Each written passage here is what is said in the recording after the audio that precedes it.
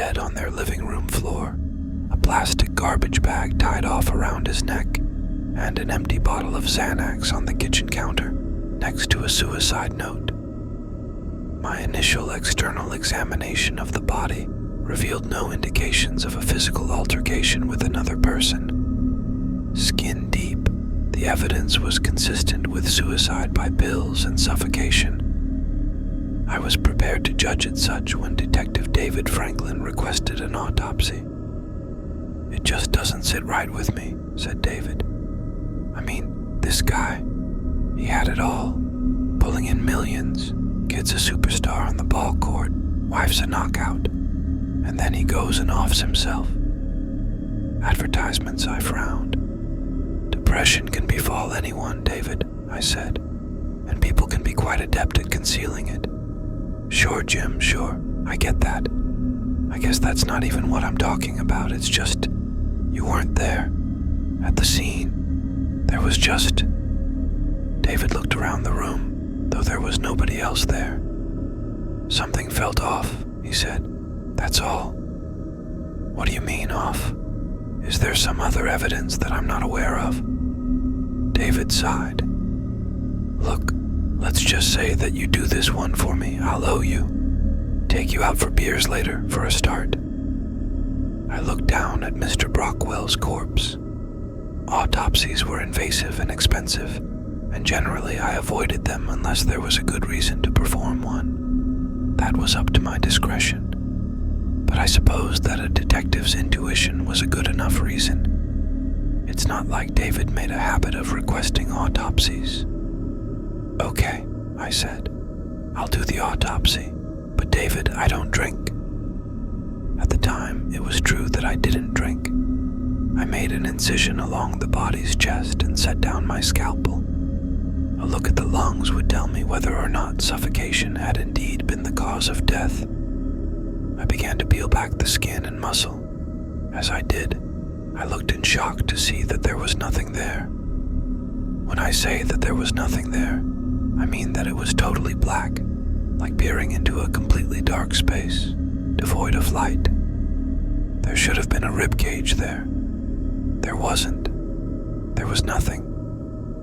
I dropped the flaps of skin that I was holding and stood up. I shook my head. "No," I thought, "that's ridiculous." I knew that I had a headlamp around somewhere, so I went looking for it. I pulled open a drawer, and that's when everything became silent. We grow accustomed to them, but we are surrounded constantly by sounds. The slight buzz of the electric lights above us, the hum of the boiler in the basement, the sound of our own breath, the rustle of our clothes as we move, the sound of a drawer opening. None of it was there. It was as though I had gone completely deaf. I don't know why exactly, but I had a sudden urge to look at the body on my examination table. I turned my head, but it turned far slower than I intended, as though I were losing control of my body, or time had slowed down, or the room had become thick with some invisible substance. The dead and naked body was just as I had left it, of course, with the incision along its chest, and the skin there curled back slightly from where I had begun to peel it. All at once, a rush of sound returned to my ears, and my movements resumed their typical speed. I shook my head once again and turned back to the drawer. I found the headlamp, strapped it to my head, and went back to the body. I flipped on the light, opened the skin up again, and gazed into utter darkness. There was nothing there. The darkness consumed the light from the headlamp. It seemed endless. I steadied myself and tore the skin back further. Instead of the rib cage and bits of tissue, there was only the nothingness.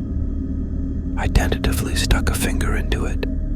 As soon as I did, the silence returned, and everything slowed down again.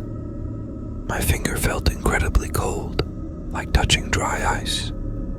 I withdrew it as quickly as I could, which was not very quickly at all.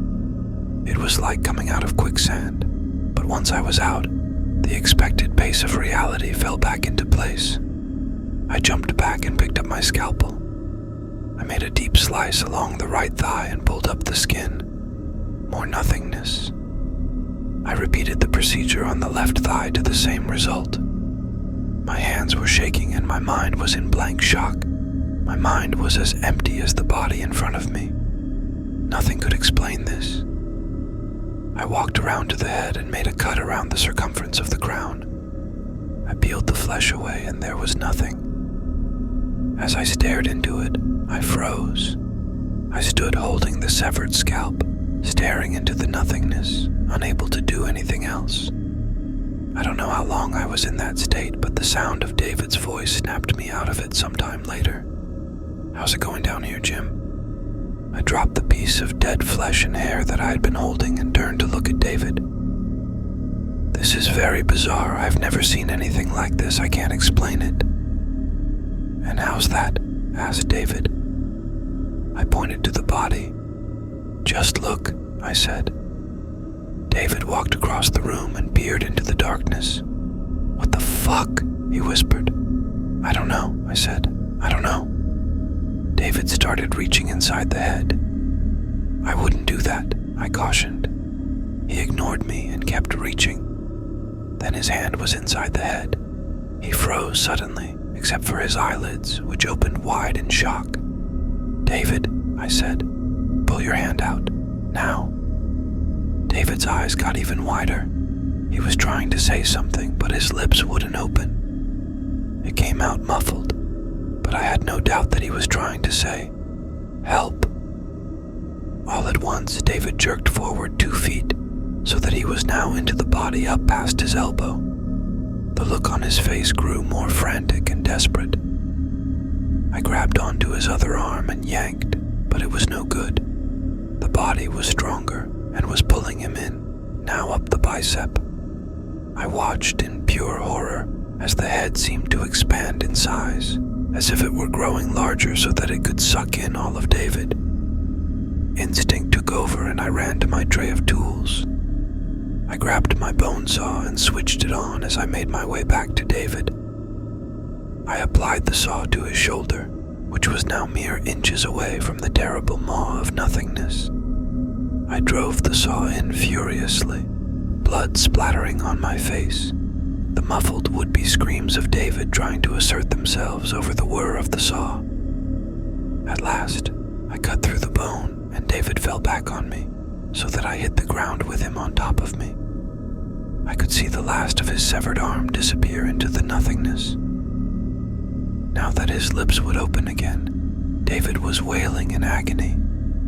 I rolled out from under him and went to work on cauterizing the wound, praying that he wouldn't die. I paused long enough to dial 911 and explain the need for help over the speakerphone function as I performed the surgery. I sat by the hospital bed until David regained consciousness. He looked at me with terrified eyes and grabbed my wrist with his remaining hand, his fingernails digging into me. "I saw it," said David. "I still see it. Nothing. That is what I am and what you are. Everything is nothing." I broke free of his grip. "That's absurd," I said. "I don't know how to explain that body, but I know that I am not nothing." David started laughing then. I left him at the hospital, went home, and had my first drink in 2 years. I knew that it was a horrible mistake, but I did it anyway, to wash away the horror. When I was drunk enough, I resolved to return to the morgue, determined to burn Craig Brockwell's body. I got in my car like a monster and drove, weaving across the road. When I arrived, I flung the door open, my mind and body overtaken by the alcohol. I looked into the room, and even through my drunken haze, it registered that something was very, very wrong. The body was gone. Craig Brockwell's attempted autopsy happened 10 years ago. For a year afterwards, I drank. I lost my job, refusing to return back to work. I burned through my savings, and by the end of the year, I had hit rock bottom, as it's called. That was shortly after Detective David Franklin committed suicide. Now I have my life back together. I still have nightmares, but I have for the most part put the incident behind me. I have a loving family and a new career. I cannot express how grateful I am for this new life.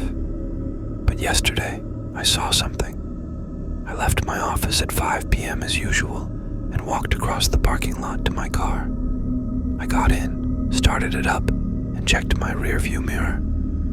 Standing there was a man. It was, unmistakably, David Franklin. I turned my head and looked out the back window. He was still there. He opened his mouth, and there inside was endless darkness. The world grew silent, and I watched, unable to move, as he lifted his only arm and pointed a finger at me. Then he turned and walked away.